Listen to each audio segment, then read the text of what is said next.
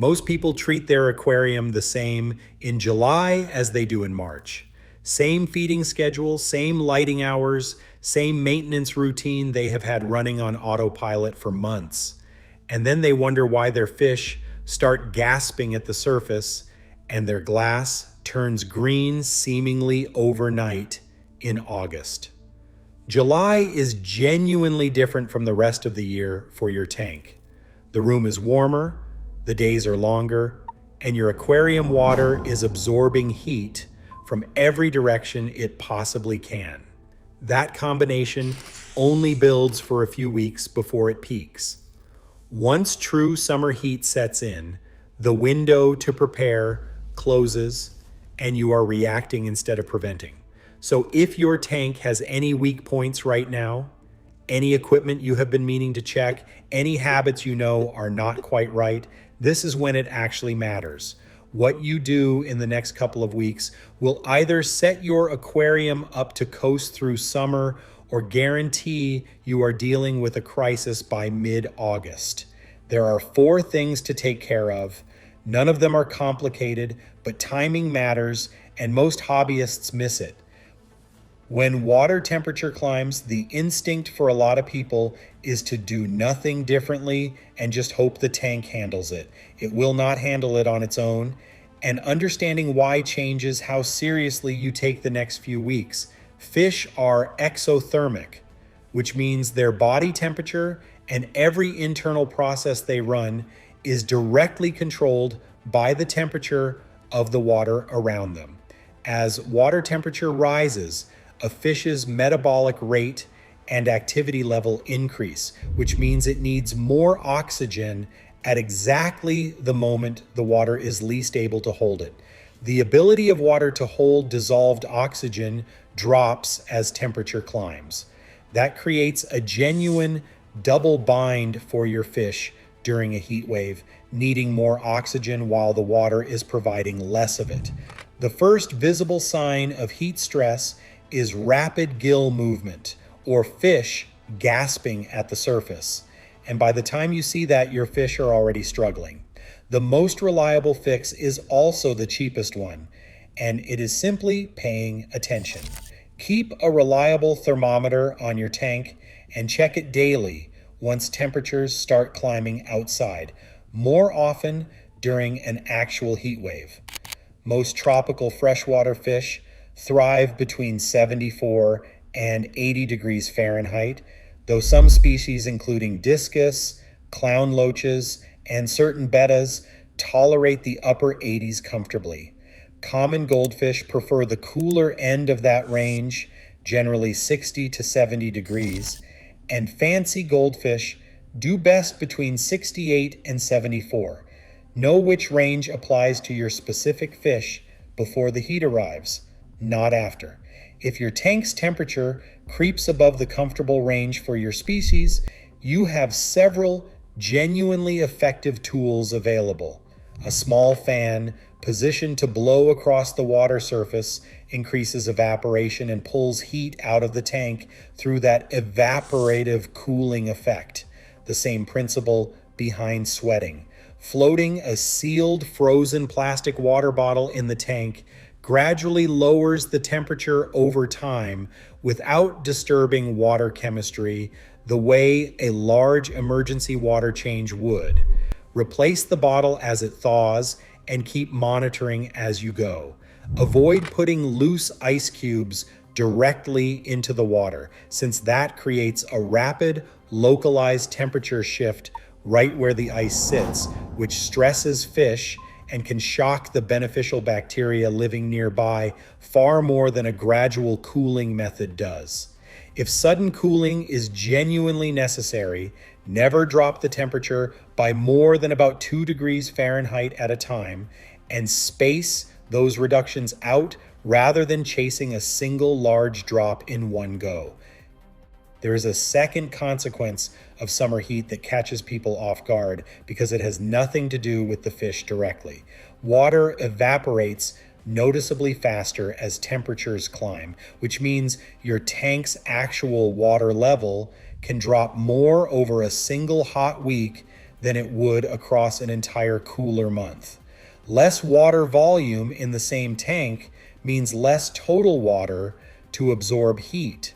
So a tank that is already running low on water from evaporation heats up faster and swings further than a tank kept topped up.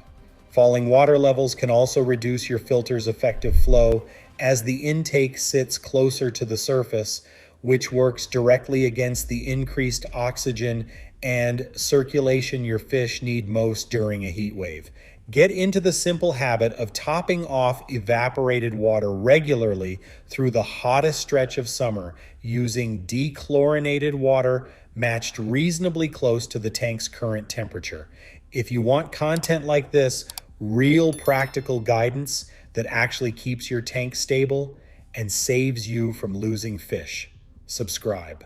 Every week there is something new worth knowing before the season changes underneath you.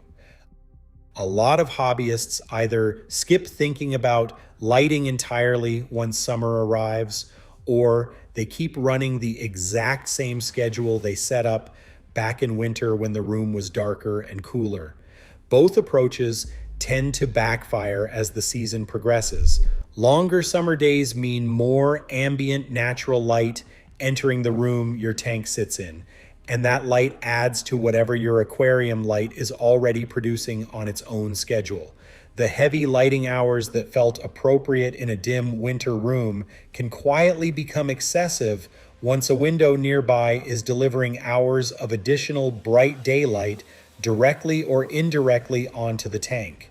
That combination, extra ambient light plus your existing schedule, is one of the most common and most overlooked drivers of a summer algae outbreak.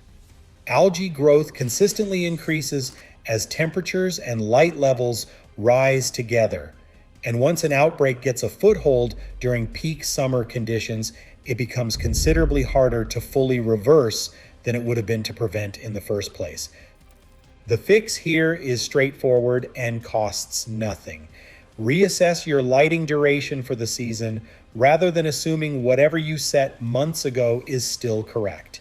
If your tank sits anywhere near a window, even indirect light reaching it through the day adds up over the course of long summer afternoons. So consider drawing a blind or curtain during the hours of strongest sun, regardless of whether your tank lights are on or off at that moment.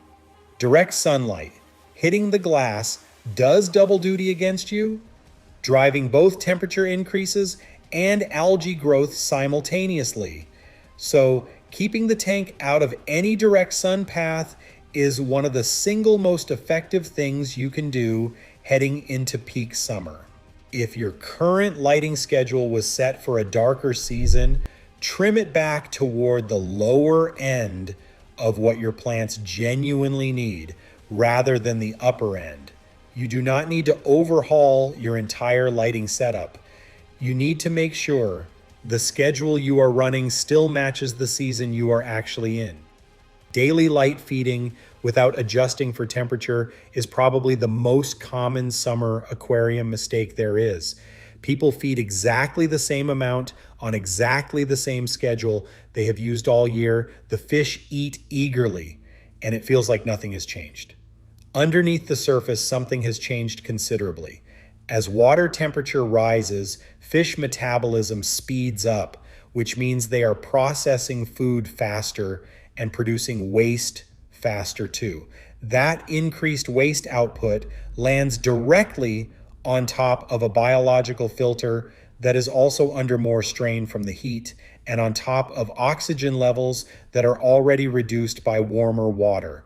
Feeding at your normal winter or spring rate during a summer heat wave effectively asks your tank to handle a heavier bioload at exactly the moment it has the least capacity to absorb one. What actually helps is feeding a bit lighter during the hottest stretches, not eliminating feeding altogether, but trimming back the quantity and watching your fish's actual appetite rather than feeding on pure habit.